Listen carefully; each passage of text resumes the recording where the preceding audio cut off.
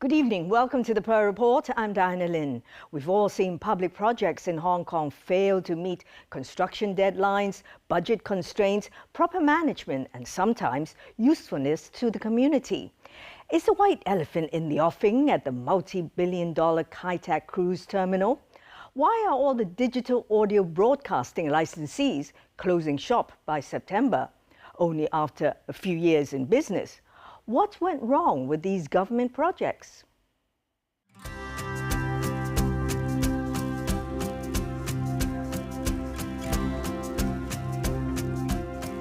Friday morning at the cited cruise terminal. We're on a cruise ship that came from Singapore. Transiting in Hong Kong en route to Tianjin.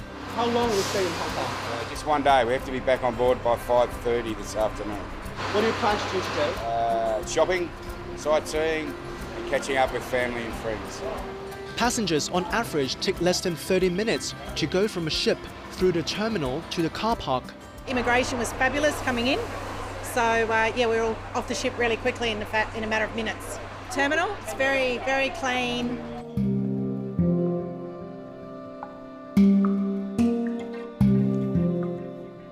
There are supposed to be restaurants and shops before they reach the car park.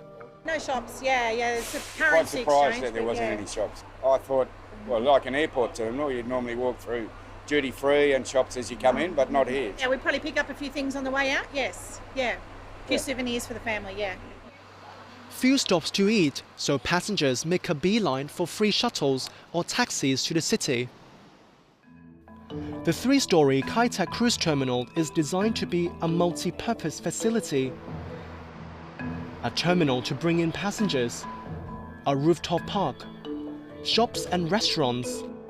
But nearly half of the terminal's 5,000 square meter commercial space is empty, almost 4 years after it opened.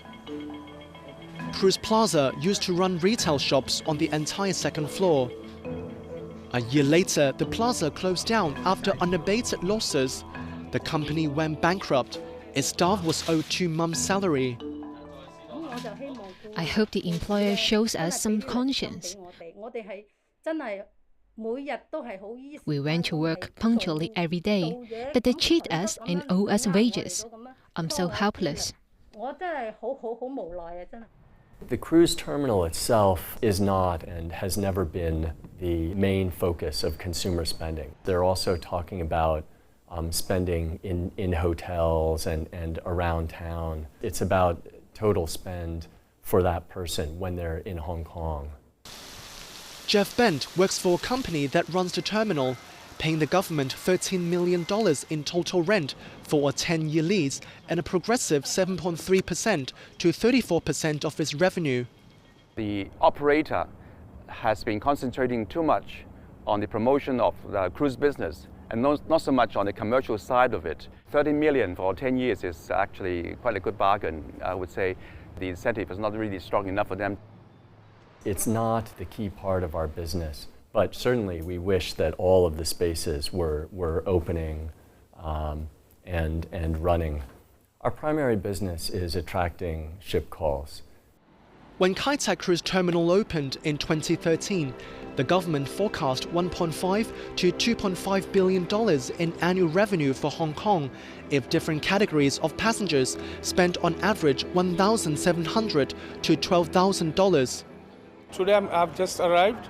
I'm going to stay here for 5 days in the cruise, and then 4 days I'm going to stay in Hong Kong. Ahmed Padia and his family flew in from India on a home call to Okinawa. These are the calls where people start and typically end in the port, which means that they bring luggage, they check in, they go onto a ship on their journey, come back. I'm going for Disneyland, Ocean Park, and then I'm going to take a tour to Hong Kong. Obviously, when we are with our family, we are going to spend either on the food, the beverages, even the shopping. So that's how it's going to get costly.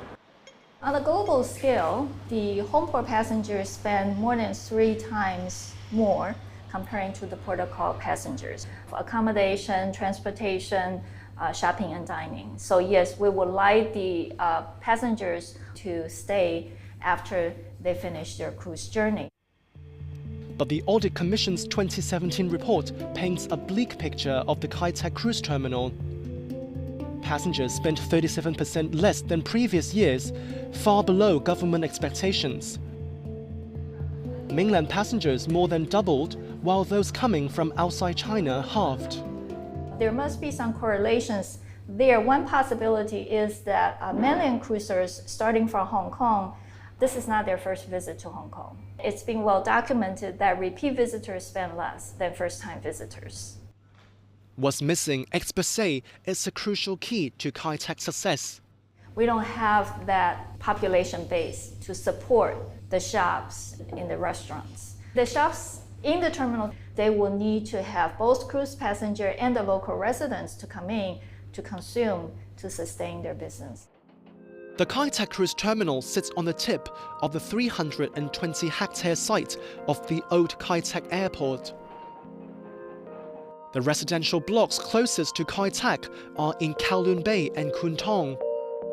Only one minibus goes to Kai Tak from Kowloon Bay, one bus every half hour from Kwun Tong, 2 ferries a day from North Point and 2 from Kwun Tong. But during ship days, 3 buses shuttle people from the MTR to the terminal. I guess it's a chicken and egg situation. Do you have the transportation first? But then the transport sector will have to be able to take in some loss at the beginning because the population is not there.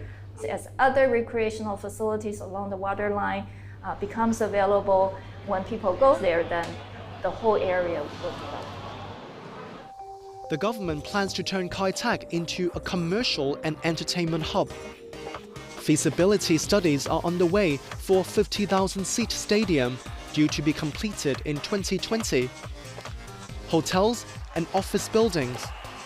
A government spokesperson says, in the long run, as the business areas of Kwun Tong and Kowloon Bay come online, there will be a gradual increase in the traffic demand of Kowloon East. However, the existing road space in the area is limited and cannot cope with such substantial growth. Therefore, we need to introduce an environmentally friendly linkage system, or EFLS. The EFLS will extend the MTR to the terminal and Kowloon East to make Kai Tak more accessible like Ocean Terminal. Ocean Terminal is much better connected in terms of road transport and even ferry services. And it's sort of within very close distance of the MTR station. That makes a lot of difference. The Ocean Terminal, even though originally it was just a cruise terminal, but later on when it was expanded to become a very busy commercial center. But Ocean Terminal lacks what attracts international liners to Kai Tak. There was never a terminal that is big enough or that can cater for our ships. Kai Tak, it's basically opened the doors to people like us, an international brand which operates the largest ships in the world. And the largest ship, it's like I said, is what really appeals to the mass. It houses for more than 6,000 guests. Here, we're able to accommodate the biggest cruise ships in existence. So these are called Oasis-class ships. The terminal received 95 ships last year, a 90% increase year on year. Passenger numbers stood at 677,000, beating government's expectations. It does meet our expectations and our business plan and benchmarks that we set out. They are just complacent with the performance of the cruise aspect. And as far as the commercial side is concerned, they prefer to wait for a few more years when the other developments in the area has been developed. But a lot of people fail to understand cruise lines actually plan 3 to 4 years out. Day one, when you open, you are trying to sell for business that's coming in 3 years' time. So we knew and expected that the first year or two would be quiet, but it has ramped up significantly since then. He predicts annual ship calls to rise to 188 this year.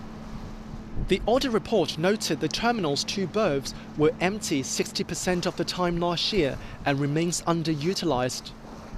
We can expect to see more and more ships coming through for half the year.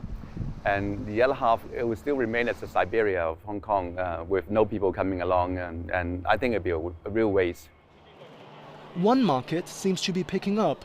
Passengers going to MICE events, meetings, incentives, conferences and exhibitions. Hong Kong provides a wonderful platform for a two-night MICE group event. That's a perfect example of how Hong Kong is really developing a new market and helping in the collaboration with the cruise industry. Over 20 events from wedding banquets to trade shows are held in the terminal every month. I do see the potential for Kai Tak as successful, as prosperous, as attracting that many people as the Harbour City area now. Maybe 5-10 years down the road. Maybe we've missed the opportunity for the moment of turning Hong Kong into a yachting center. It's currently, I think, Aberdeen Typhoon Shelter, where many marinas are in Hong Kong. The limit is 100 feet for a boat, which is, in today's terms, is considered not that big. He suggests relaxing size restrictions in Kwun Tong Typhoon Shelter, adjacent to Kai Tak, so it can be used for boat shows. For mega yachts, you need to have large size, 150 feet, maybe even 180, 200 feet. With the Marine Department's support, I think you could make that into a temporary area for parking mega yachts to invigorate the site. Coming up after the break. Digital audio broadcasting licenses were first issued here in 2011. It was a kind of revolution. But if you look at the worldwide international situation, one would easily come to the conclusion that this is not the way forward. More on that when we come back.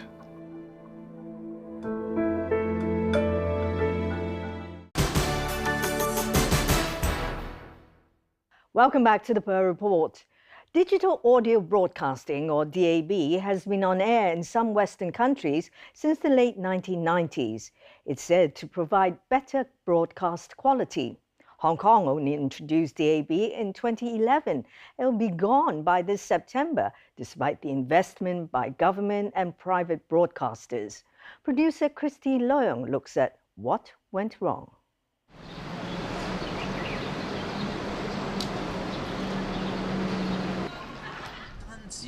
Driving and listening to radio for a long time. For more than 40 years, radio kept taxi driver Wong Po Kong company. For example, I've been listening to commercial radio's drama 18th Floor, Block C for more than 20 years. I treat the hosts as friends. 4 years ago, he was given this digital audio broadcasting device. Digital radio is clearer. FM and AM are less clear with some noise. More choices. I listen to news and phone-in shows, Cantonese opera and pop songs. The government spent $120 million on the DAB rollout, including $55.4 million on infrastructure, building a DAB transmission network, upgrading existing analog transmitters, and installing rebroadcasting systems in 11 government tunnels. It issued DAB licenses in 2011 to Phoenix U Radio, Digital Broadcasting Corporation, and Metro Broadcast. With traditional analog broadcasting, what we know as AM and FM radio, each station can take up a limited number of frequencies, one frequency for one channel. Digital broadcasting gives the advantage of having more channels for the same frequencies. They can provide more information, more content to the audience. But similar to analog radio, DAB's reception turns weak in fringe areas. Sometimes, driving around the Southern District, Chai Wan, Aberdeen, etc., the signal breaks down. It may last a minute or just a few seconds. It'll go silent and resume all of a sudden. That kills the mood. Spotty signals hurt DAB, but didn't kill it. Digital Broadcasting Corporation announced today it's returning its operating license to the government. We are still facing a lot of difficulties, especially for the distribution and the reception. especially in car radio. Metro Broadcast Corporation says it is returning its digital audio broadcasting license to the government. Phoenix U Radio has decided to return its digital audio broadcasting license. After operating for 6 years, 3 broadcasters surrendered their licenses, saying they didn't have enough listeners or prospects for getting more. Official documents in 2011 showed DBC's budgeted investment was $620 million for the first 6 years, Metro $134 million, Phoenix $203 million. In March, the government announced it would discontinue DAB services in Hong Kong. RTHK's 5 channels will end in September. I think if we had licensed DAB a little sooner, the situation might have been somewhat better. At least some of these companies would have probably a longer period of time to develop their audience and develop their businesses before the internet come in. In the late 2000s, internet radio stations such as D100, My Radio and Xinjai began offering listeners an alternative. And analog radio stations started broadcasting their programs online and via mobile apps. It is obvious that technology has made digital audio broadcasting kind of outdated, with new media already blooming. Commercial Radio Hong Kong was one of 4 applicants for DAB licenses in 2010, but withdrew its application 2 months later. The product benefits are not that unique. When you talk about sound quality, the difference may not be so huge. In the 1990s, countries in North America and Europe began adopting DAB. In Hong Kong, the government launched a technical trial with local broadcasters in 1998. Then it took 10 years before deciding to move forward. In terms of telecommunications and broadcasting licensing, the government has never been a forerunner. It's usually trying to follow other countries' lead at the time. The government must have been trying to wait and look at other countries' operational experience. They might be also trying to talk to existing local companies to try to see whether or not they are interested in providing DAB. Sometimes legislation, you have to introduce a new policy, it takes time. 10 years after the consultation, a bit slow and insensitive to what is happening in the, quote again, real world. The government says there had been no expressed interest made by commercial operators to provide DAB services in Hong Kong before 2009, when Wave Media Limited, later renamed as DBC, applied for a trial permit to carry out trial transmissions of DAB services. By 2009, the DAB radios had also become more affordable. There was also an increasing trend of adoption of DAB services overseas. Stephen Chan is chief advisor to commercial radio. When I joined in 2012, we also started the video signal, a radio channel that you could actually look at. It's very personalized. You can pick and choose your own program, very interactive. We know what the audience want. They want to have a more say, more choice. No matter on Facebook or YouTube, audiences like leaving comments. They even give us information, such as which stock prices might rise. The audience's comments help our show be more in line with the market. Joe Lee was deputy head of DBC's finance channel. He now hosts online finance programs. Content on the internet and digital media are less restricted.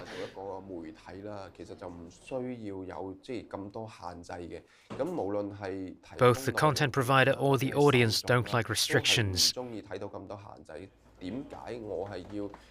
So why do I have to pay for a license for DAB and have my license regulated? Radio stations have to pay $4 million a year for a free-to-air DAB license. Listeners have to buy a special digital radio costing hundreds to thousands of dollars.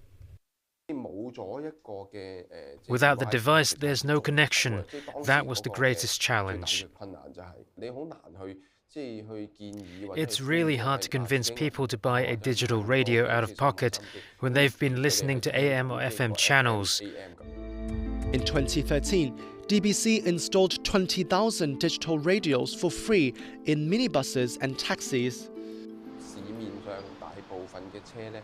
Most vehicles on the streets were not installed with digital radios, so we wanted to give them away.